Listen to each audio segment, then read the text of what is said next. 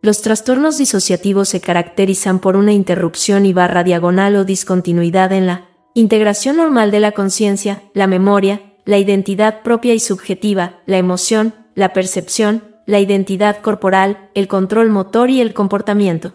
Los síntomas disociativos pueden alterar posiblemente todas las áreas de funcionamiento psicológico. En este capítulo se incluyen el trastorno de identidad disociativo, la amnesia disociativa, el trastorno de despersonalización /diagonal desrealización, otro trastorno disociativo especificado y el trastorno disociativo no especificado.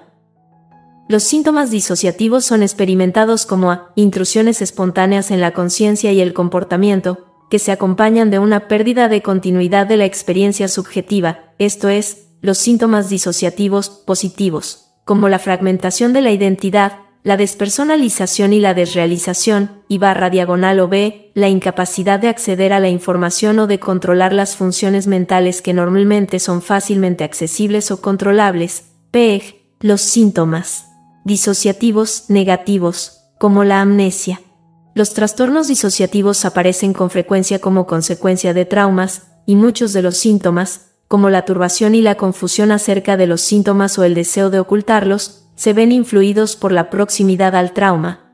En el DSM-5, los trastornos disociativos se sitúan a continuación de los trastornos relacionados con traumas y factores de estrés, pero no como parte de ellos, lo que refleja la estrecha relación entre estas clases de diagnóstico. Tanto el trastorno de estrés agudo y el trastorno de estrés postraumático presentan síntomas disociativos, como la amnesia, flashbacks, entumecimiento y despersonalización /diagonal desrealización. El trastorno de despersonalización /diagonal desrealización se caracteriza por una despersonalización clínicamente importante, persistente o recurrente, p. Las experiencias de irrealidad o de separación de la mente de uno, del yo o del cuerpo, y /diagonal o una desrealización, por ejemplo, las experiencias de irrealidad o separación del entorno. Estas alteraciones en la experiencia están acompañadas de un juicio de realidad intacto. No hay evidencia de que exista ninguna diferencia entre las personas en las que predominan los síntomas de despersonalización frente a las personas en las que predominan los de desrealización. Por lo tanto, las personas con este trastorno pueden tener despersonalización, desrealización o ambos. La amnesia disociativa se caracteriza por una incapacidad para recordar información autobiográfica.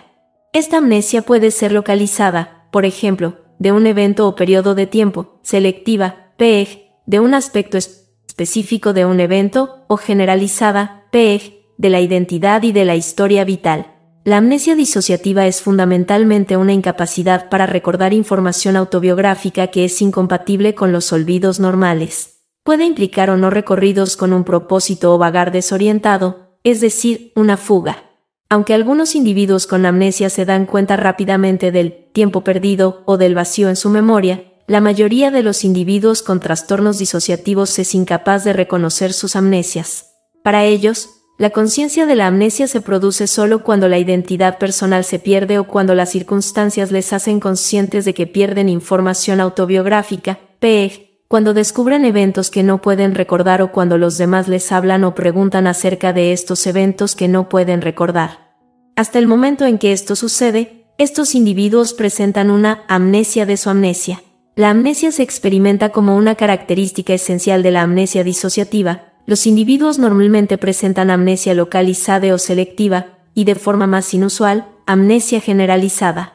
La fuga disociativa es rara en las personas con amnesia disociativa, pero frecuente en el trastorno de identidad disociativo. El trastorno de identidad disociativo se caracteriza por la presencia de dos o más estados de personalidad distintos o de una experiencia de posesión, y b. episodios recurrentes de amnesia. La fragmentación de la identidad puede variar con la cultura, por ejemplo, las presentaciones en forma de posesión y con las circunstancias. Por lo tanto, cada individuo puede experimentar discontinuidades en la identidad y la memoria que pueden no ser evidentes de inmediato para los demás o que pueden estar poco claras debido a los intentos para esconder la disfunción. El individuo con trastorno de la identidad disociativa presenta recurrentes e inexplicables intrusiones en su funcionamiento consciente y en el sentido de sí mismo, p. voces, disociación de las acciones y del habla, pensamientos, emociones e impulsos intrusivos, b. alteraciones del sentido de sí mismo, por ejemplo, en actitudes, preferencias y sensación de que su cuerpo o sus acciones no corresponden a sí mismo. C. Cambios dispares de la percepción, por ejemplo, despersonalización o desrealización, como sentirse escindido de su cuerpo durante el episodio, y D. Síntomas neurológicos funcionales intermitentes. El estrés a menudo produce exacerbaciones transitorias de los síntomas disociativos que los hacen más evidentes. La categoría residual de otro trastorno disociativo especificado tiene 7 ejemplos: los síntomas disociativos mixtos recurrentes o crónicos que se acercan, pero no llegan a cumplir todos los criterios diagnósticos para el trastorno de identidad disociativo, los estados disociativos secundarios al lavado de cerebro o la modificación del pensamiento, 2 presentaciones agudas, de duración menor de un mes, de síntomas disociativos mixtos, uno de los cuales también está marcado por la presencia de síntomas psicóticos, y 3 estados disociativos de un solo síntoma, el trance disociativo, el estupor disociativo o coma y el síndrome de Ganser. El individuo da respuestas aproximadas e inexactas.